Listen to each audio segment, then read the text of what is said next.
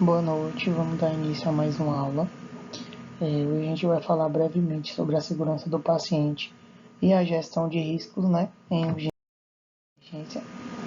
A segurança do paciente é um conjunto de ações voltadas à proteção do paciente contra riscos, eventos adversos, incidentes que resultam em danos à saúde e danos desnecessários durante a atenção prestada no serviço de saúde. A gente sabe que 4 a 17% de todos os pacientes que são admitidos no serviço de saúde sofrem incidente relacionado à assistência à saúde, que não está relacionado à doença de base, podendo afetar sua saúde e sua recuperação. Desse modo, para o gerenciamento dos riscos, é necessário aprender a prevenir as falhas e mudar a cultura de interpretação e análise dos incidentes relacionados à assistência à saúde.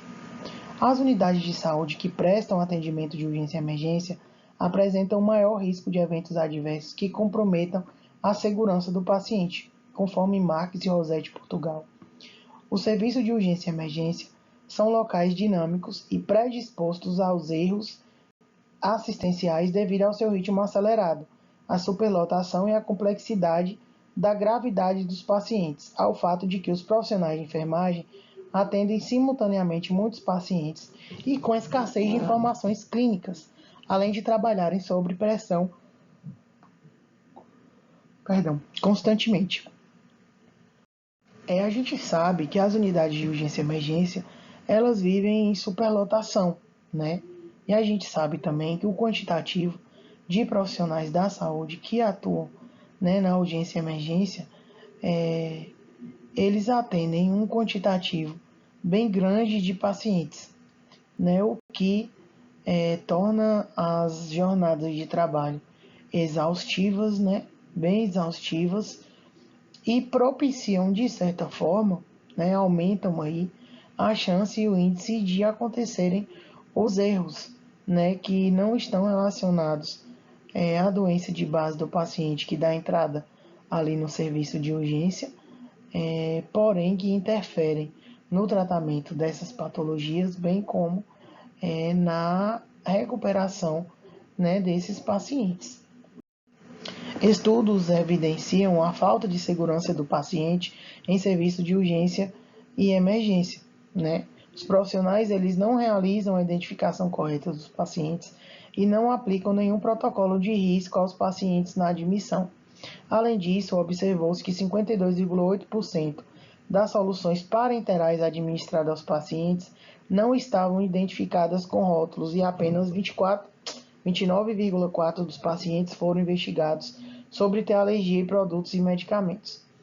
Corroborando com os achados, Glickman, ele argumenta que os serviços de urgência e emergência são considerados a terceira área dos hospitais com maior ocorrência de efeito adverso. Então, é uma coisa relativamente simples, e corriqueira você perguntar ao paciente se ele apresenta alergia a algum tipo de medicação, ou alguma comorbidade. Mas observem, que estatisticamente isso tem sido comprovado que não é feito como deveria ser feito, em todos os pacientes. Outra coisa que é relativamente simples é a identificação de soluções, especiais. Todo tipo de solução que ela não está sendo administrada única, que ela está sendo administrada conjugada de alguma forma, ela tem que ser identificada, Ela tem que ser identificada, tem que ser colocado um rótulo dizendo o que está sendo administrado, quem que preencheu, quando, qual dia, qual horário, e o que consta ali naquela medicação.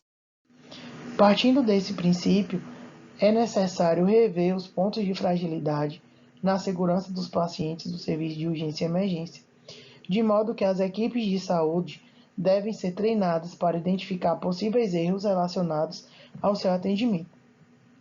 As capacitações devem abordar os conceitos básicos propostos pela Organização Mundial de Saúde voltados à segurança do paciente, sendo eles segurança do paciente, dano, risco, incidente, circunstância notificável, a MIS, incidente, sem lesão e evento adverso.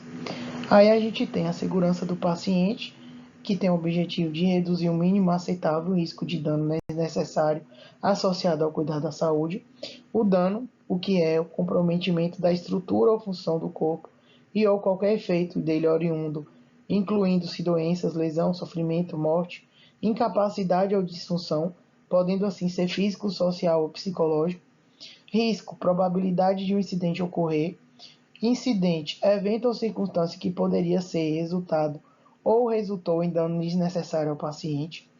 Circunstância notificável, incidente com potencial dano ou lesão. Near-miss, incidente que não atingiu o paciente. Incidente sem lesão, incidente que atingiu o paciente, mas não causou dano. E efeito adverso, incidente que resulta em danos. No intuito de melhorar a qualidade da assistência ao paciente, nas unidades de urgência e emergência foi instituído o Programa Nacional de Segurança do Paciente, por meio da Portaria 529 de 1º de abril de 2013. O Programa Nacional de Segurança do Paciente tem como objetivo geral contribuir para a qualificação do cuidado em saúde em todos os estabelecimentos de saúde do território nacional.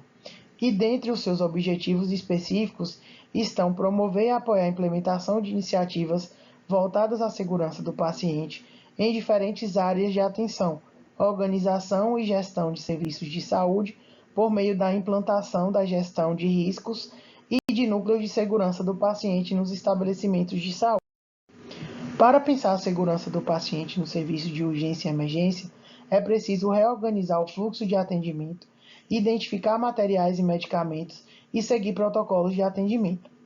Não somente isso, mas também para garantir a qualidade dos atendimentos e promover a prevenção de eventos adversos nos serviços de urgência e emergência, as salas de atendimento aos pacientes devem ser organizadas por cores, de acordo com o mesmo protocolo de classificação de risco que a gente estudou na aula anterior. A sala vermelha, que atende os casos graves, deve ter recursos humanos e materiais suficientes, e seus materiais, medicamentos, drogas, soluções e equipamentos devem estar identificados e higienizados com a manutenção em dia para que possam suprir as necessidades de assistência ventilatória, circulatória e a estabilização em geral. A sala amarela, ela é destinada a casos de gravidade moderada, já estáveis, né, que tenham passado pela sala vermelha ou não, e que necessitam de cuidados especiais, mas que precisam ficar observação de atendimento médico e de enfermagem. A sala deve ter leitos equipados com monitor de suporte parecidos com a de UTI, além da disponibilidade de recursos humanos e materiais adequados para um ambiente seguro. Em relação à área verde, essa deve ser ampla para acomodar os pacientes estáveis em observação, mas que requerem uso de algumas medicações e muitas vezes aguardam leitos para internação ou transferência.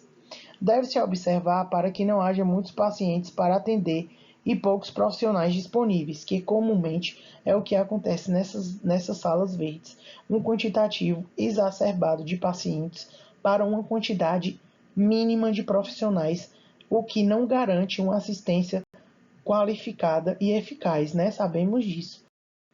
Na área azul, geralmente é onde fica a sala de medicação, com poltronas ou cadeiras. Nesse local há um potencial grande, há um potencial grande de erros das medicações, pois são atendidos os pacientes menos graves, né, que fazem apenas o uso da medicação e ali logo são liberados. Gestão de riscos em urgência e emergência. O ambiente hospitalar, de modo geral, tem seu objetivo centrado em restabelecer a saúde dos pacientes, seja qual for a gravidade que eles apresentam, mas, para salvar vidas, também é necessário realizar o gerenciamento de riscos, principalmente nos serviços que atendem urgência e emergência. Dessa forma, quando se fala em gerenciamento de riscos, devemos considerar a qualidade dos serviços de saúde oferecidos e lembrar que a segurança do paciente é o principal objetivo do nosso cuidado prestado em urgência e emergência. Não podemos, em forma nenhuma, esquecer que a segurança do paciente ela vem em primeiro lugar. Por quê? Muitas das vezes a gente se depara com situações em que a gente vê, né, que a integridade física ali daquele paciente está em risco. A gente vê que a integridade psicológica também está vulnerável. Então a gente precisa ter esse olhar, né, esse olhar geral, né, para que nunca aconteça da gente infringir esse principal objetivo no nosso cuidado prestado dentro de urgência e emergência. A gestão de riscos da rede de urgência e emergência segue os protocolos e portarias do Ministério da Saúde. Para o gerenciamento de riscos, serviços de urgência e emergência, seguimos as orientações da Agência Nacional de Vigilância Sanitária, Anvisa, né, por meio da RDC 36 de 2013, que discorre sobre as boas práticas para a segurança do paciente no serviço de saúde. Dentre as suas recomendações está a criação de núcleos de segurança do paciente, que buscam realizar a correção e o contingenciamento dos fatores de riscos inerentes à assistência à saúde. Para a identificação e gerenciamento dos riscos sejam realizadas da forma correta no serviço de urgência e emergência, seguem as ações sugeridas pelo Ministério da Saúde relacionadas à implementação de 6 metas de identificação de risco assistencial. Quais são essas 6 metas? Identificar corretamente o paciente, que é muito difícil da gente hoje em dia realizar essa identificação primária ali, quando você recebe uma ficha de atendimento para uma medicação ou você vai prestar uma assistência, você tem que identificar corretamente o paciente, né? Melhorar a comunicação entre profissionais de saúde, porque se eu tenho uma comunicação ineficaz, eu aumento o risco de erro também. Por quê? Porque se eu não tenho uma comunicação eficaz, eu não vou ter as informações necessárias que eu preciso daquele paciente, que podem, inclusive, fazer com que eu não administre, por exemplo, alguma medicação. Então, eu preciso ter uma comunicação eficaz entre os profissionais de saúde. Melhorar a segurança na prescrição, no uso e na administração de medicamentos é um problema crônico que a gente vê em várias unidades mundo afora, em todos os locais. É muito complicado essa questão da segurança na prescrição, porque a gente vê profissionais com jornada excessiva de trabalho, não somente profissionais técnicos, mas enfermeiros e médicos com a jornada exacerbada de trabalho, que faz com que a gente não dê a atenção devida aos mínimos detalhes. Assegurar cirurgia em local de intervenção, procedimentos e pacientes corretos no procedimento cirúrgico, né? Tem aquela velha história, não é essa perna, né? Que tem fotos até na internet. House também tem um episódio que ele faz exatamente isso, onde um paciente, na hora de operar, ele pegou um piloto e escreveu: não é essa perna, na perna que não era, e é essa perna. Por quê? Justamente por conta dos históricos que existem de erro durante esse procedimento cirúrgico, né? A higienização das mãos para evitar infecções, a CCIHs aí de todos os locais, mundo afora, sofrem muito com isso, porque passamos por um momento de Covid, passamos por um momento onde a higienização da mão prevenia uma doença, e ainda assim vivemos o que vivemos, né? Por mais que sabíamos da higienização como coisa primordial, nem todas as pessoas realizavam. Imagine os profissionais de saúde, né, que precisam estar fazendo isso o tempo inteiro. Reduzir o risco de quedas e úlceras por pressão. A gente sempre ouve falar que a culpa de uma úlcera de decúbito, de uma úlcera de pressão, é culpa de quem dá a enfermagem. Por quê? Porque falta o cuidado ali, falta a mudança de decúbito de tantas em tantas horas, falta fazer descompressão de protuberâncias ósseas para evitar que essas lesões aconteçam, para evitar que essa pele fique friável e venha abrir e formar uma lesão, né? E com tudo isso, a gente propõe para melhorar a segurança do paciente. Quando alguns desses passos não é realizado pelo profissional de urgência e emergência, há a possibilidade de ocorrer o erro, e este irá gerar um indicador assistencial que deve ser feita a análise do que aconteceu. Essa análise também é de responsabilidade de nós, enfermeiros, que devem, na sua unidade de saúde, realizar treinamento da equipe frente às situações e problemas encontrados para poder evitar esses erros acontecerem novamente. Então, quando a gente identifica um problema ali naquele setor, né, da urgência e emergência, um setor específico, a gente precisa treinar a equipe para que isso não ocorra novamente. Este é o ciclo de gerenciamento de risco no serviço de urgência e emergência. Tudo que é feito ao paciente e que é previsto nas 6 metas internacionais de segurança do paciente, gera indicadores assistenciais que vão auxiliar no gerenciamento dos riscos, tá? Muito obrigada e uma ótima noite.